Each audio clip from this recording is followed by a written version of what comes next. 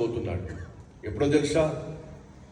ఈ లోకం పాపం చేయడానికి నీకు అవకాశం ఇచ్చిన, లోకస్తులు పాపం చేయడానికి నీకు ఛాన్స్ ఇచ్చిన, ఆ ఛాన్స్ నువ్వు తీసుకోకుండా నీ శరీరాన్ని, నీ ఆత్మీయతను పరిశుద్ధంగా కాపాడుకున్నట్లయితే నీ ఆత్మీయత నిన్ను ఆదుకుంటుంది. అంతేకాదు అందనంత ఎత్తుకు నిన్ను తీసుకెళ్తుంది. మర్చిపోతాం. ఈ స్టోరీ ఇక్కడతో కాసేపు పక్కన పెడదాం. ఏం బ్రదర్, మళ్ళీ ఇంకో ప్రసంగం చేస్తారా? చేస్తే కష్టమా? మీరు బాగా కూర్చున్నారుగా, నేనే నిలబడి మాట్లాడాలిగా. ఇంకొక ప్రసంగం చేయమంటారు, వద్దంటారా? చెయ్యండి అన్న, వాళ్ళు చూపించండి. రైట్, మరొక ప్రసంగం చేయను కానీ ఇంకొక ఆయన దగ్గర తీసుకెళ్తాను.